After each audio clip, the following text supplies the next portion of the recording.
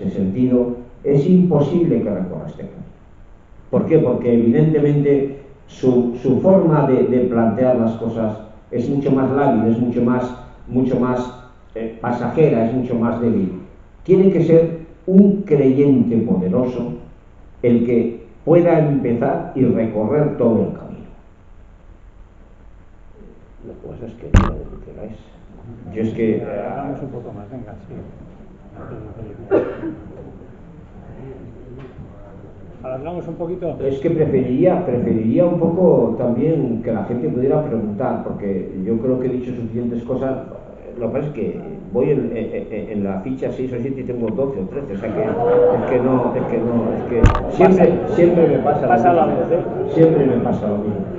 Yo entonces, antes de eso, preferiría casi seguir respondiendo, pero a preguntas, porque espero que algunas preguntas hayan podido suscitarse con lo que nos he dicho, ¿no? Y por lo menos tener, pues eso, pues media orilla o lo que sea o un poco más. Una hora. 5 minutos más. Venga. Ah, bien, yo por mi parte. Por tanto, este es fundamentalmente lo que decimos, ¿no? Y aquí hay otro elemento que a mí me parece fundamentalmente también importante, que es el siguiente. A veces nos asustamos, estoy pensando ahora mismo en la película La lista de Schindler. Nos asustamos de que esto que acabo de decir, este rosario de pasos, ya sabemos, lo han hecho los nazis, pero lo podemos hacer cualquiera de ustedes y yo. Este es el razón.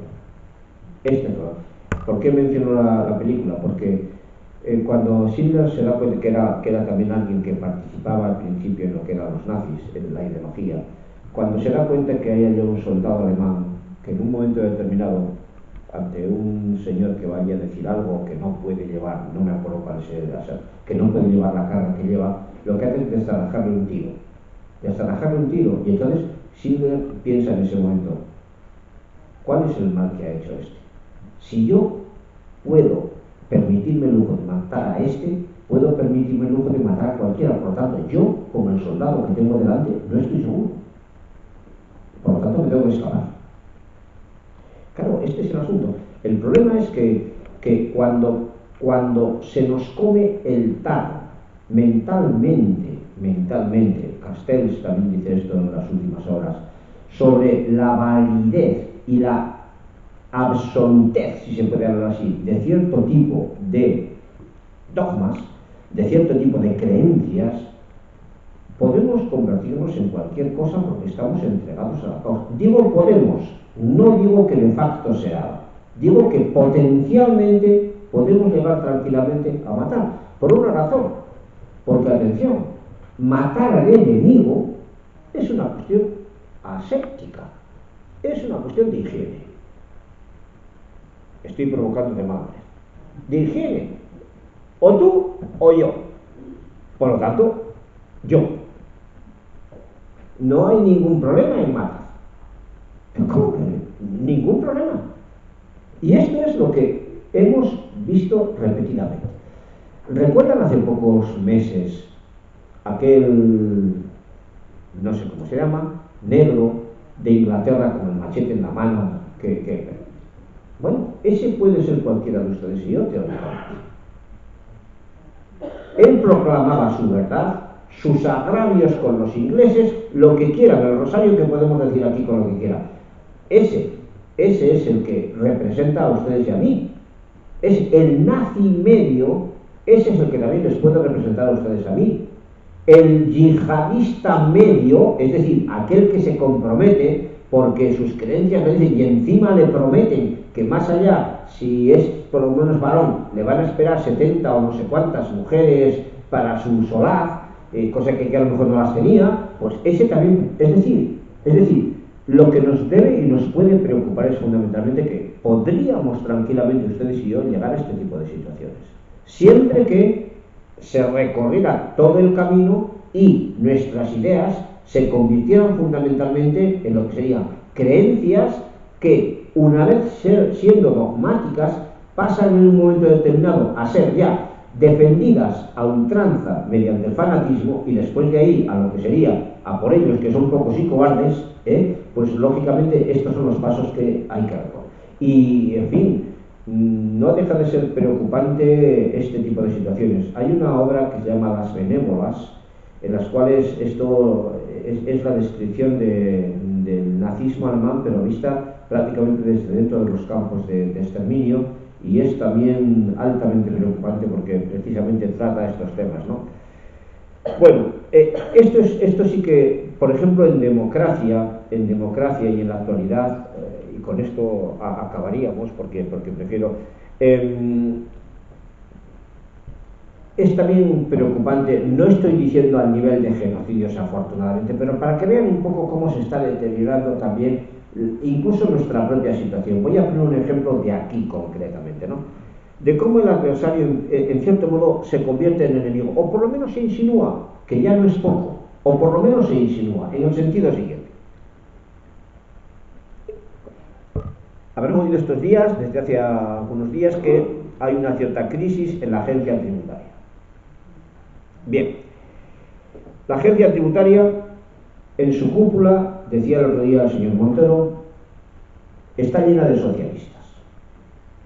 Recuérdenlo, estoy analizando también, estoy intentando analizar con ustedes, Decisión: expulsarlos, o retirarlos, o quitarlos de ahí. Y esto en una democracia.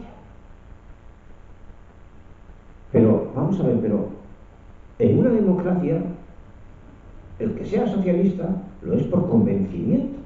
Pero por convencimiento o porque le ha dado la gana de... Pero eso no está en absoluto penalizado. Tú puedes ser del PP y ser un maravilloso trabajador, y puedes ser del PSOE y ser un maravilloso trabajador, y puedes ser de no sé qué y ser un maravilloso trabajador, y además un tío competente. Un tío competente. ¿Qué más da si tú eres... A mí lo que me interesa aquí en este caso es, ¿la competencia de esta persona era la adecuada, por ejemplo, para tener ese cargo? Si la competencia es la adecuada, me da igual la religión o el partido o el equipo de fútbol al que él adore, me da exactamente lo mismo. Yo le voy a juzgar por los hechos que realiza en aquella función que en ese momento tiene a su cargo. Bueno, esto se retuerce. Es decir, yo que soy del PP, detecto que están ahí los socialistas y me los cargo por ser socialistas, porque en el fondo es esto lo que se nos transmite, sin más apreciaciones, porque si por lo menos lo hubieran matizado mucho más, pero sin más... Es que... Y esto es lo que está pasando, por ejemplo, ahora mismo entre nosotros también. Entre nosotros. Entonces, desde luego, afortunadamente, aquí no hay muertos. Afortunadamente, faltaría más. Pero en otros lugares los puede haber. De hecho, en otros lugares los hay. Entonces, ojo, porque lo que puede ser alternativas políticas, si las empezamos a considerar como enemigos, estamos hablando de un salto cualitativo importante. Izquierda Unida o cualquier partido que está en el Congreso no es enemigo de ninguno de los que están en el Congreso. No es, se supone, como presupuesto de la democracia, que no son enemigos. Por eso tienen inmunidad parlamentaria, para que, teniendo la ideología que tengan, puedan hablar sin cortapisas. Si pensamos que el otro que está allí es mi enemigo, estamos rompiendo las reglas del juego y estamos rompiendo los valores que en este momento tenemos en común. Entonces, simplemente hago esta reflexión como pidiendo un poco de sensatez también en nuestros políticos, que juegan a cosas que es que ya dudo incluso de si son intencionadas o no, porque es que a veces uno se pregunta, pero pueden ser tan torpes, o se pregunta otras cosas, pero ¿por qué nos quieren engañar de tal manera? Estos, aquellos y los demás allá, O sea, hombre, quizá no estemos a su altura intelectual, pero tampoco somos tan estúpidos, ¿no? Y de vez en cuando hasta le damos al magín. Y de vez en cuando incluso hasta leemos más que ellos, porque no tienen tanto tiempo como algunos de nosotros para poder leer. y menos aquí con una pandilla de jubilados con los cuales estoy intentando hablar, que tienen todo el tiempo del mundo y encima cobran, pero ya les ajustaremos también las cuentas, a ustedes también les vamos a ajustar las cuentas poco a poco. No, este era ya un chascarrillo, pero ¿estamos entonces cambiando las reglas del juego en mitad del partido o cómo es esto? Y esto es uno de los problemas también de la que sería la conversión del adversario en enemigo. Evidentemente esto en el Parlamento ni puede ni debe llegar a más, pero a mí por lo menos, preparando esta conferencia, cuando me di cuenta del asunto dije, hombre, esto hay que decirlo porque si no, las repercusiones que esto puede tener son tremendas. Cualquier exabrupto que aparezca de repente puede tener su reflejo aquí, ¿no? Aquel que se jodan y tantas cosas que se dicen en el Congreso de los Diputados, en fin, bueno, preguntas por favor, porque aquí hay mucho. No hemos hablado de las víctimas, no hemos hablado de lo que significa la humillación, el rencor, en fin. A ver, aquí en el centro, por favor. Después de todo esto, parece que las creencias no se crean en conflicto. ¿Perdón, qué las? Creencias, eso no se crean en conflictos. No. Bueno, yo me cuestiono si en realidad los conflictos de intereses identifican a tribus y aparecen las creencias como banderas de identificación. No sé. A ver, esto quisiera precisarlo bien. Ni mucho menos todos los creyentes recorren esto. Más bien lo recorren poquita gente. Quizá con poder, pero poca gente. El problema es que esa poca gente tiene poder, junto con algunos que le rodean, para intentar convencer a otros. Maquiavelo, el que engaña siempre encontrará gente que se deje engañar. Recuérdenlo, me cago en la sombra. Maquiavelo. Claro, entonces, ¿qué ocurre cuando se extiende? ¿Qué ocurre cuando aparece nuestra tribu, la mía? La mía. Cuando yo no estoy muy pelo les digo a veces, yo soy de Andosilla. Y eso me da un marchamo impresionante. O sea, llevo una alegría en el cuerpo con eso que vamos, me entusiasma, ¿no? Y entonces a los de mi pueblo de repente les digo, yo de aquí y poco. Y entonces, claro, los juramentos también suenan, claro, porque no tiene que ser de allí donde ha nacido. Y uno dice, pero ¿por qué tengo que ser de donde he nacido y no como los de Bilbao, que nacen donde les da la gana? Que sería lo lógico y lo razonable, eso es un accidente. Las creencias pueden llevar mucho más fácilmente que las ideas y mucho más fácilmente que los conocimientos científicos a este tipo de planteamientos más extremos. Pueden llevar, y bien adobadas mediante estos pasos que se dan, pueden llevar. Vamos a ver. No me creo de verdad, pero ya, esto sí que es una opinión valorativa, que por ejemplo España, que por cierto no sé lo que es más allá de lo que sería una creación intelectual, haya atacado sistemáticamente a Cataluña. Otra vez he vuelto al Congreso que se está diciendo ahora mismo en Barcelona. No. Si hablamos, por ejemplo, de tiempos de Franco y de tiempos anteriores a Franco, gran parte de la burguesía catalana estaba donde tenía que estar, estaba con la pela. Y la pela también está en Madrid, dependía fundamentalmente de Madrid, ¿por qué? Porque allí se hacían las leyes fundamentalmente, etcétera. O sea que no vengamos aquí a ser ilusos ahora mismo, ¿no?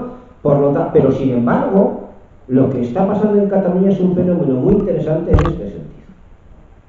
Los catalanes, muchos catalanes, no sé cuántos, para que vean cómo voy rectificando, se sienten completamente agraviados, por ejemplo, porque España los está esquilmando.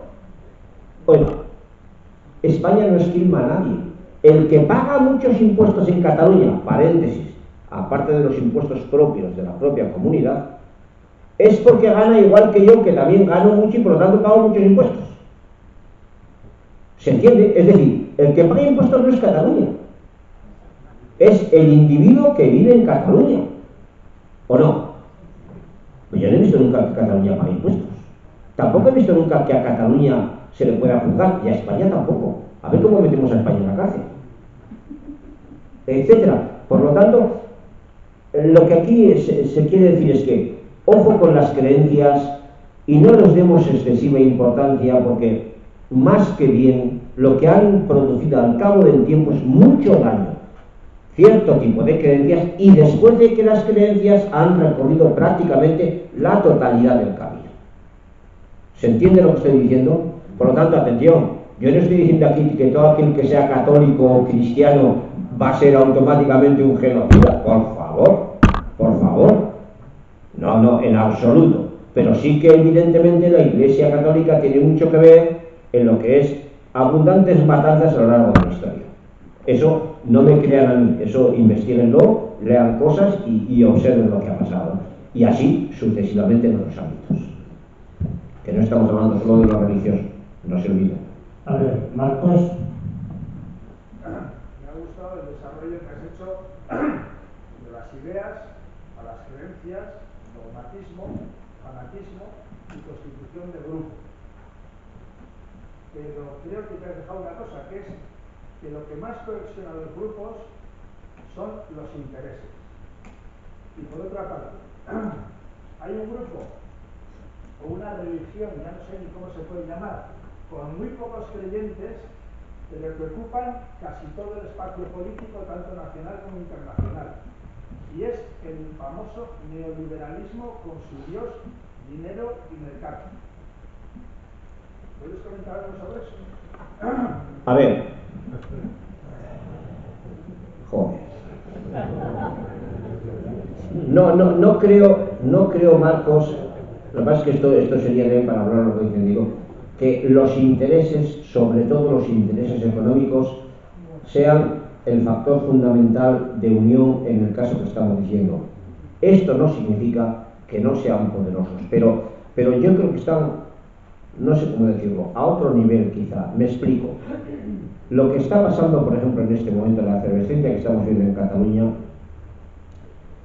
la efervescencia de la gente de la calle, etcétera, de esas mareas que han salido, esos tienen poco que ver quizá con el dinero y tienen mucho más que ver con todo tipo de ideales de una Cataluña independiente para evitar lo que sería la pobreza y la explotación que se le está haciendo, etcétera, que no de otra cosa. Porque incluso a niveles empresariales, etcétera, la cosa no solamente no está excesivamente clara, sino que no sabemos cómo está. Pero yo diría que precisamente en función de lo segundo que has dicho, estaría mucho más fácilmente en la posición contraria a lo que ahora se mueve en Cataluña que no en la posición de apoyo. ¿Se entiende lo que digo? ¿Por qué? Porque evidentemente el gran capital, y en Cataluña como en casi todos los sitios lo hay, se mueve por otros. Es decir, vamos a ver, hoy hay un artículo precioso en este sentido en El País, hablando de la lengua, de la inmersión lingüística en Cataluña. Les voy a hacer una proposición deshonesta y aventurada. Supongo, respetando lo de las lenguas, yo contra las lenguas no tengo nada, supongo que si paulatinamente el catalán se impone como lengua vehicular y lengua que se estudia en la escuela, porque el castellano no se estudia en la escuela, a la larga esto tiene unas consecuencias normales, que sería que la mayor parte de la población en pocas generaciones hablará fundamentalmente catalán, dominará el catalán y dejará de dominar el castellano. ¿Por qué? Porque lo que se enseña en las escuelas es precisamente no el hablarlo, sino el escribirlo, el construirlo, etc. Esto no es ni bueno ni malo, esto puede ser así, pero atención, también, y esta es la proposición deshonesta, pienso que los hijos de la gran burguesía catalana hablarán español correctamente. ¿Entienden lo que digo? Es decir, les importará un pepino que hable la población.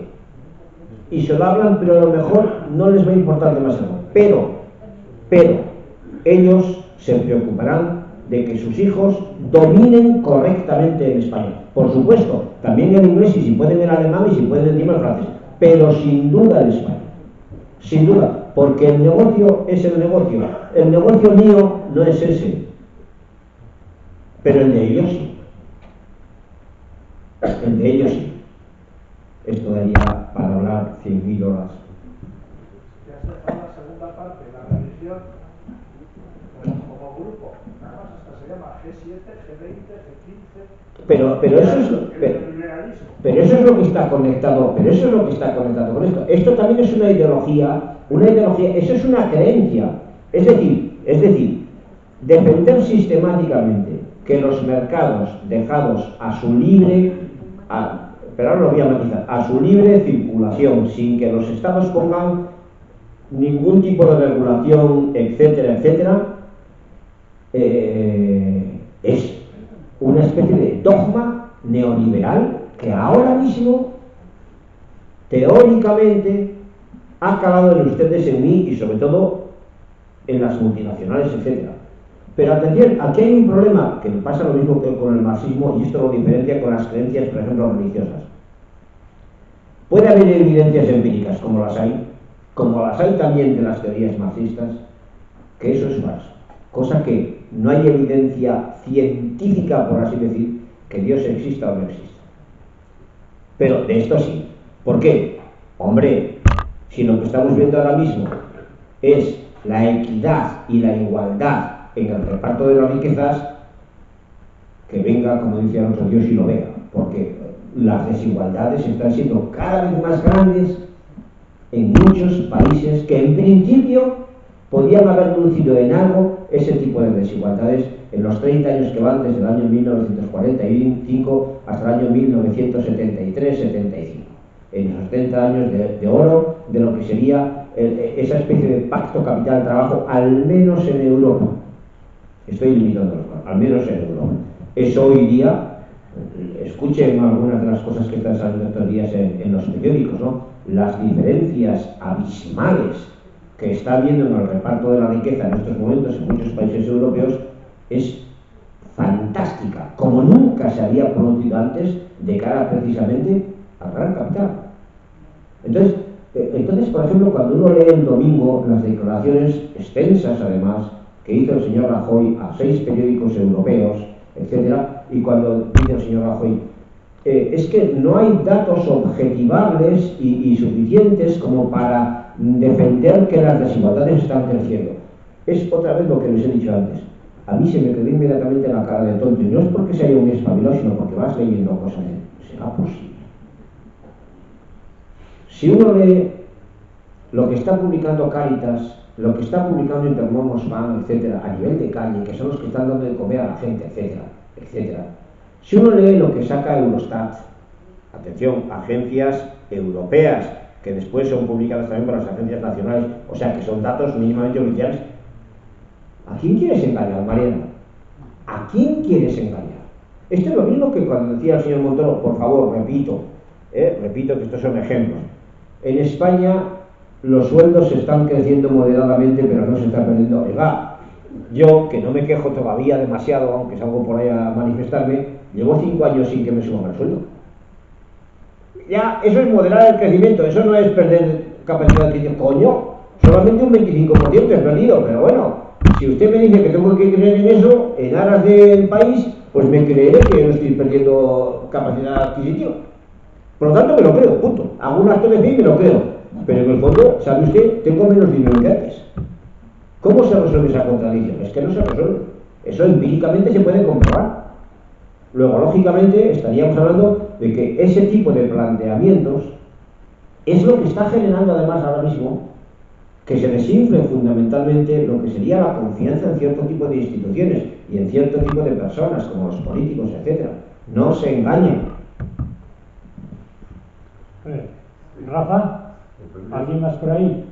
Yo, atendiendo a la pregunta anterior que has hecho, lo de los políticos o los empresarios catalanes donde llevan los hijos a otra vez a la economía, es que te puedo responder por una cosa curiosísima. Ya sabes que yo suelo pasar grandes temporadas allí en Cataluña y suelo leer pues a la prensa que hay allí. Y hace algunos años salió pues una especie de estadística de dónde llevaban los hijos a estudiar, los hijos de los principales políticos, grandes empresarios o empresarios catalanes, y la mayoría iban todos a colegios bilingües.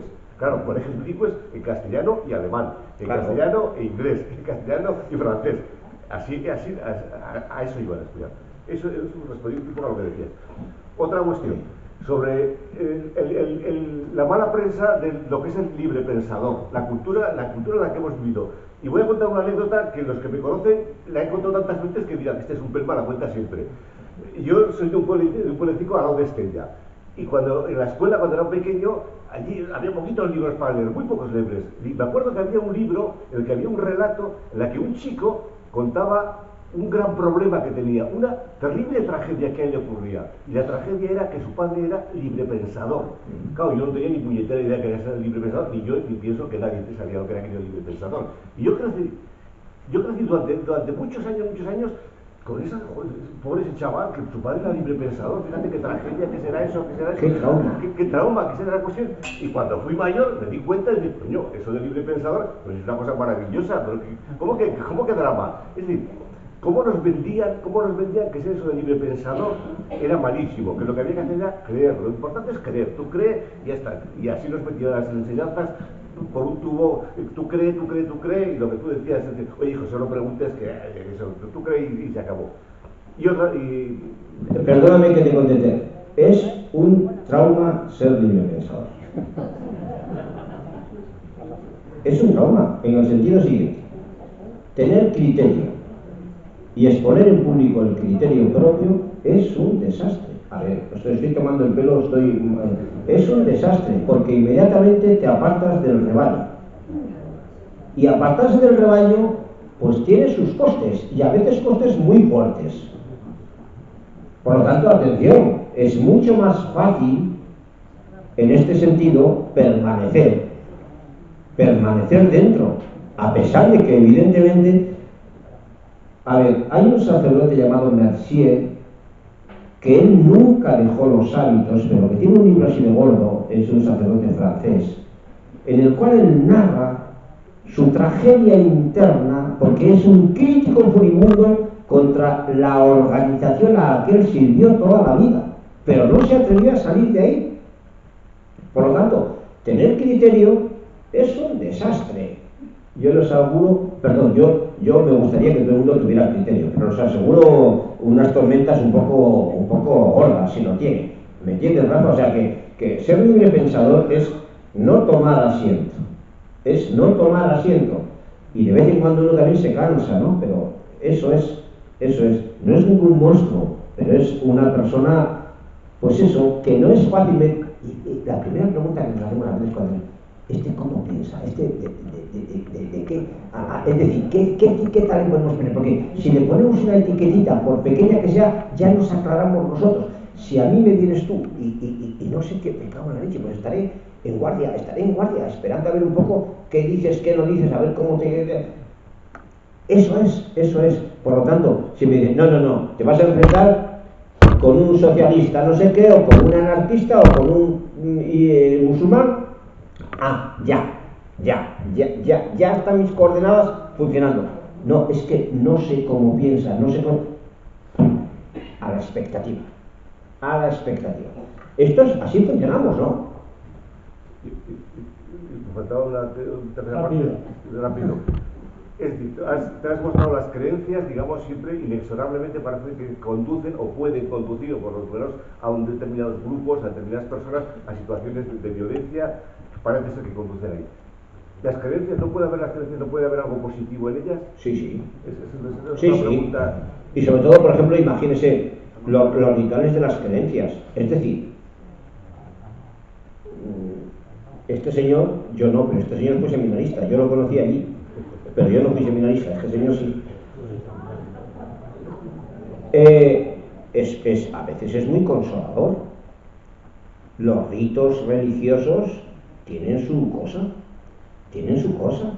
Y las creencias también pueden servir para mucha gente de consuelo ante expectativas que ellos tengan. Tenemos un problema, que hemos hablado alguna vez, que es el problema del sentido de nuestras vidas. Y eso es un martirio para un ser consciente. ¿Pero qué sentido tiene mi vida? Muchacho, el que tú le das. ¿Pero cómo que el que yo le doy? Entonces, cuando te ves tú tan deslavazado para dar respuesta a tantas cosas que están ocurriendo alrededor, que me mareo y que me caigo, en un mundo líquido tú te caes. Si tú agarras un punto fijo que te marque el camino y que te diga esto, y tú aceptas eso sin hacer preguntas, en gran parte el problema está solucionado. En gran parte el problema, tendrás alguna dudilla, pero en gran parte el problema se soluciona. Por lo tanto, Aspectos positivos a nivel individual, etcétera, sin duda que los tiene. El aspecto consolador. A ver, joder, lo cuento. Cuando uno estaba en la adolescencia, en un lugar como aquel, y uno pues como no tenía otras cosas que ir a las mujeres, pues le daba a lo que le daba, al onanismo y así. ¡Joder! Había que comulgar todos los días, había que... estabas en pecado mortal, esos traumas que uno tiene cuando es un chaval de 14 años o de 15 años y así. Pero si me confesáis, pero ¿cómo voy a ir a confesar otra vez? Porque estoy en pecado mortal, etcétera, etcétera, etcétera.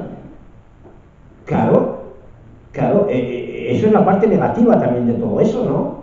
La parte negativa, la parte traumática, la parte... hasta que uno al final dice, pues lo mando a paseo, ya está. Pero tiene su parte positiva y su parte negativa en este sentido, porque claro que tiene la parte positiva. Lo cierto de todas formas es que, puestos a valorar, quizá la parte negativa en este aspecto que estamos hablando haya sido enormemente más traumática que la parte positiva.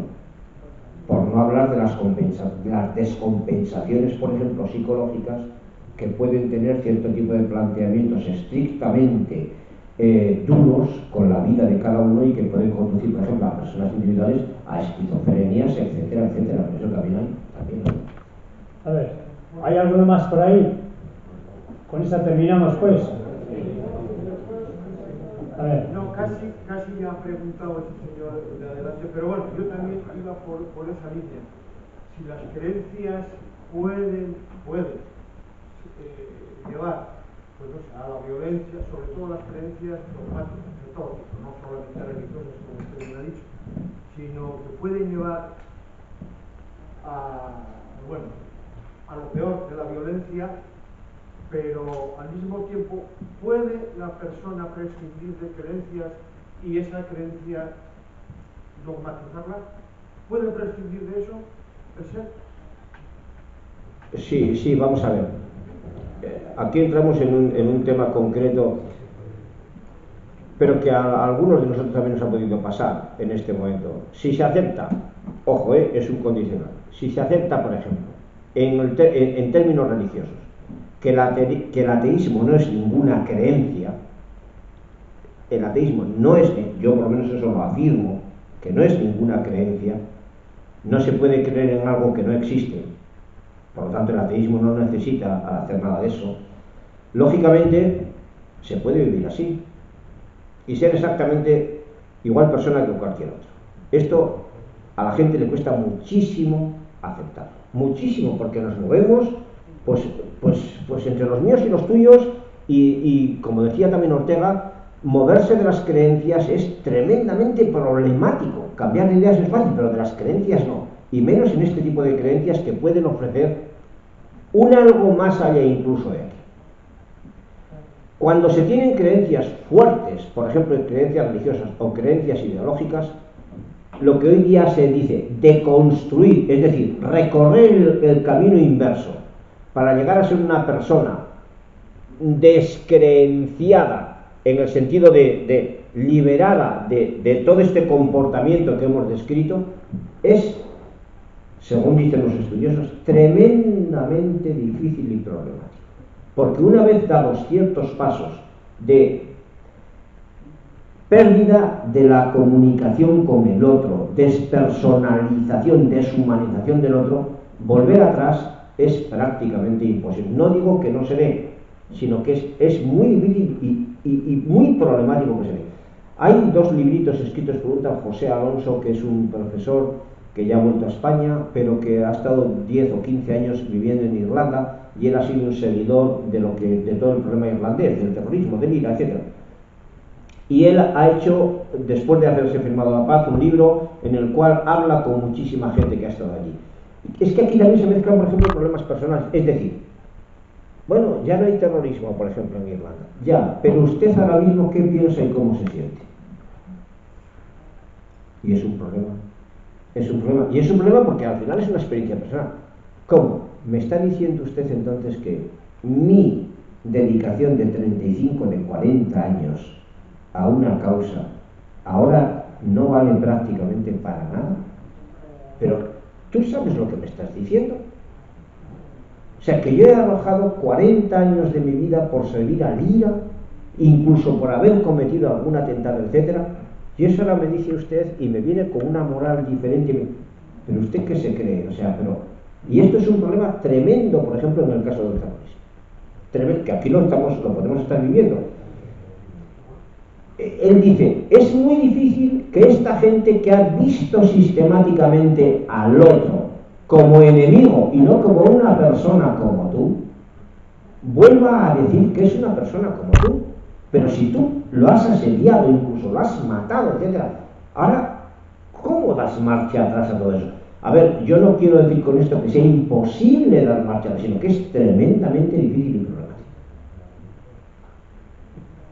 Claro, cuando yo no tengo nada que decirte a ti, porque tú no eres uno de los míos, y además tenemos distintos valores, ¿de qué voy a hablar? Y ahora porque me digan a mí que se han establecido la pata, porque hemos dejado de... Ahora tengo que comunicarme contigo y tengo... Pero tú, ¿quién eres para mí? Si durante 30 años o 40 años yo te he convertido en un objetivo, porque tú eras mi enemigo. Entonces, ¿has dejado de ser enemigo? ¿Por qué? ¿Por arte de la ley? ¿O por qué? Y mis experiencias personales. Y cuando yo no te maté porque no pude matarte porque tú eras el que te oponías a mí, al menos en mi imaginario. Al menos en mi imaginario. Esto es muy problemático de conseguir. Muy problemático. Sí, a ver. Una más, nada más, por favor. Hay dos, venga, cerramos. A ver, ahí, por favor, a la izquierda. Y a medida que iba hablando, yo también pensaba una cosa. Una sociedad de libres pensadores sería una sociedad como muy extraña, porque, a mi manera de ver, porque tenemos, entre nosotros, tenemos a veces ideas, sensaciones, lo que sea, que nos une a otros. Y esta unión es como una cosa como propia de la persona humana, que hace sociable. Claro, si entramos en una creencia de estas, decimos, demasiado arraigadas o fuertes, pero yo creo que hay un intermedio entre estas creencias destructoras y una unión de sentimientos, pensamientos, ideales que forman un conjunto y que te ayudan a vivir. Porque una sociedad de pensadores yo no la concibo. Sí, pero sí podría darse tranquilamente. Es prácticamente infrecuente que se dé. Kant hace 200 y pico años, que por cierto no es nada en la historia de la evolución, decía, atrévete a pensar. Atrévete a pensar a ti, te digo a ti individualmente, atrévete a pensar. Claro que la sociedad funciona sobre la confianza fundamentalmente. Claro que la sociedad funciona sobre ese tipo de cosas compartidas. El problema no es ese. Si todas las sociedades funcionasen fundamentalmente así, no habría ningún problema. El problema viene fundamentalmente cuando alguna de ese tipo de sociedades eleva a categoría de esencia algo que es sencillamente pasajero. Es decir, yo soy español. Venga, ¿qué significa ser español? Un sentimiento. Es lo que me responde casi de plano. Déjese de tontería, los sentimientos se van y se vienen. Hoy te quiero mucho y mañana te odio a matar. Y al otro día me caes un poco mejor y al otro día un poco. O sea, ¿me quiere decir usted más objetivamente, si es posible, qué significa ser español? Y pongan ahí ustedes lo que quieran. Es decir, cuando este tipo de problemas se elevan a categoría de que esto hay que creerlo porque es así, es cuando la cosa se empieza a complicar. Porque si no, yo no tengo ningún problema en hablar con el señor Rafael Lacalle, aunque discrepamos en muchas cosas. Y no pasa nada. No pasa nada. Las ideas, como siempre les he dicho al principio de los cursos, están para darles caña. Las personas no. Pero las ideas están para debatirlas. Están para machacarlas. Solamente cuando ponemos en cuestión las ideas, las teorías científicas, etc., cuando las ponemos en cuestión es cuando podemos progresar. Progresar científicamente significa no respetar aquello que otros han dicho antes que yo, porque si respetara eso como una verdad inmutable, no daría un paso más adelante. ¿Se entiende esto? Pero esto no significa que yo, cuando critico a Galileo, esté riñendo con Galileo. No. Estoy diciendo que lo que Galileo dijo en un momento determinado ahora ya no sirve y no pasa nada. O sea que claro, son cosas diferentes. A ver, y esta sí que es la última, ¿eh? Sí, una cosa muy concreta. El caso de la ley de seguridad ciudadana que está gestando el gobierno de España. ¿Sería un caso concreto de violencia política donde unas creencias se imponen, buscan un enemigo y se establece esa dinámica? Me da mucho miedo contestar porque potencialmente el enemigo es usted. ¿Se entiende lo que digo? Potencialmente el enemigo es usted. Es decir, yo no me meto en la cabeza. Lo que sí creo que hay en este momento es una pérdida de derechos. Y que esto puede traer muchísimos problemas en el caso de que salga lo que estamos viendo en el periódico a través de la prensa, que yo no tengo más información que ustedes en este sentido. Es decir, que una persona, porque tenga una pistola y porque sea un vigilante de no sé qué, pueda detenerlo a usted en la calle, si le parece que usted es sospechoso, por favor. Estamos, yo creo, como personas que vivimos en una sociedad democrática, haciendo alejación de muchas cosas.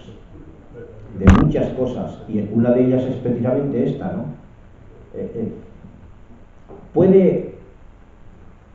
Voy a coger lo que decía antes Marco. Esto también es fruto de la sociedad neoliberal, en este sentido. Están admitiendo, léanlo también en la prensa, están admitiendo que esto no es solamente un problema de tipo político, es un problema de tipo económico. ¿Lo han visto? Lo que quieren es mantener que lo que en un momento determinado fue efecto colateral de ETA, en el sentido de que, dada la presión que ETA hacía sobre cierto tipo de gente, había que ponerles protección. Aquella gente se ha quedado sin trabajo. Se trata ahora mismo de revivir y de recolocar de alguna manera, e incluso de ir más allá en puestos de trabajo de lo que había antes. Oiga, ¿pero qué tiene que ver la seguridad con eso? O sea que aquí hay muchos problemas metidos en este sentido. Pero si eso saliera adelante, yo creo que la pérdida en este sentido de derechos sería también manifiesta, porque es que igual encuentran ahí ustedes un segundo empleo.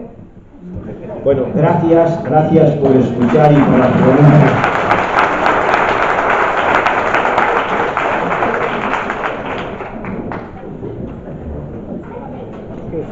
¿Me puedo llevar eso?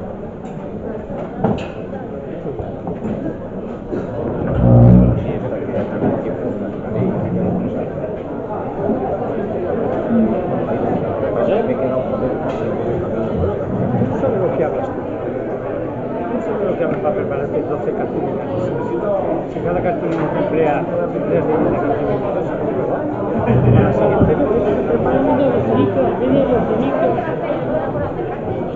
¿Toda esta gente es del aula de la experiencia? Sí.